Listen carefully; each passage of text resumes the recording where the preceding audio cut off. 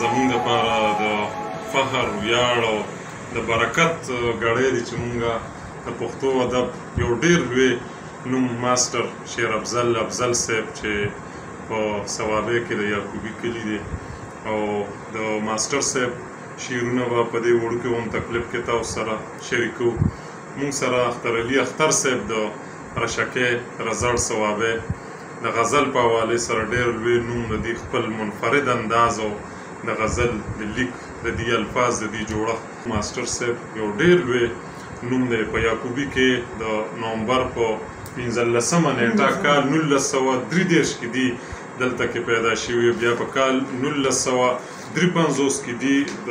تعلیم وزارت کې خپل وظیفه شروع کړه او کال 1993 کې بیا دی ریټایرډ شوی دی. د دې د طنز او مزاح په حوالې سره پښتو ادب کې ډېر لوی نوم دی. ساده باده وینا په نوم باندې د دې یو کتاب چاپ دی. ناچاپه مواد ډېر زیات ماسټر صاحب سره پراته دي او ضرورت د دې خبرې دی چې کومې متعلقه ادارې دي د دې دا مواد چې کم از کم ضایع نه شي او دا چاپ شي. ماسټر صاحب یوه کته دوه ویمه ښه که نه رواني الله هم ژوندي لره چې زړه کته چې څه زموږ خپله ناپوهي د سخت کاریان مو ډېر دي په غړېدلو سترګو تل د فریب جال ته رسو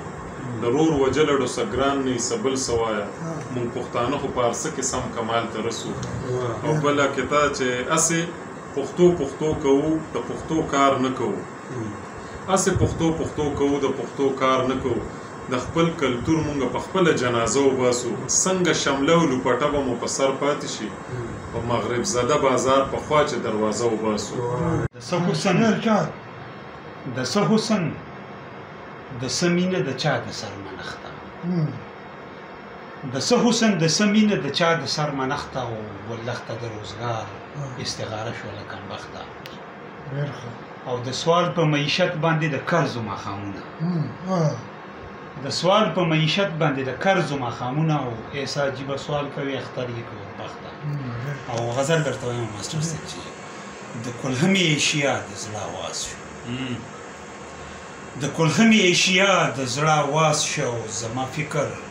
د وحشت پر ضد غماز شو او ستا ښایست د جادوګرو سترګو سو ستا ښایست د جادوګرو سترګو سو پښتون سر د مین زړه رنګ ګداس شو او دا ساقي و چې په جام او سرود مست دا ساقي و چې په جام او سرود مست و دا مولا و چې بې وزله جانماز شو او چې دا ته وې که د سپینو پایو رود و چې دا ته وې که د سپینو پایو رود و او که اختر د شخه مثل په انداز شو. ډېر ښه چاته چې په مړاو سترګو وګورې چاته چې په مړاو سترګو وګورې جوړه تماشه شي نور یې څه ګورې زه د شرمه نیغ درته کتې نه شم زه د شرمه نیغ درته کتې نه شم ته آخر په څه راته کاږه ګورې ته د تورو سترګو نه درماتې ده ته د تورو سترګو نه درماتې ده داسې معلومیږي چې رانجه ګورې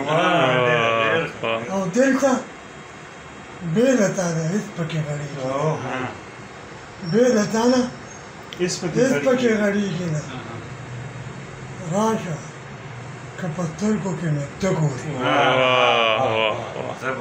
یا لیوانه اوس خو پیدا کېږي نه ډک تر وینې زړه که چېرته ته ګورې ډېر ښه زولنې افضل ته واچوه زلفې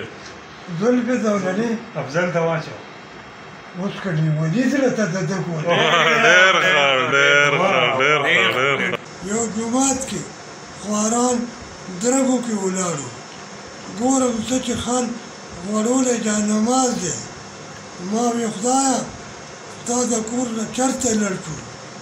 دلته هم محمود او یاده یاد دی ټولې دي راړې دي شرم ورته نه وایي چې کټې شی او ما ته خلک وایي شیخه مه ګوره دوی ته هېڅوک نه وایي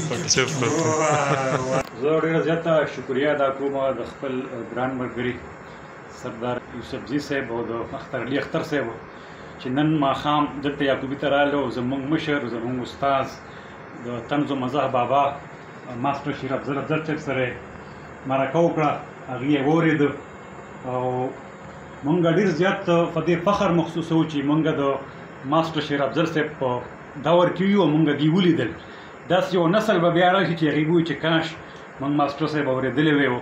د هغې شاعري خو به کتابونو کې محفوظ وي خو هغه نسل به دې نه لیدلي نو موږ په دې ډېر زیات ویاړ او فخر محسوسوو چې مونږ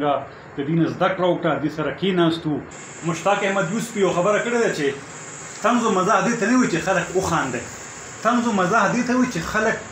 په تفکر کې اخته کړي چې ستا خبره واوري نو لومبې خو هغې وخاندي خو وروستو هغې په دې سوچ کوي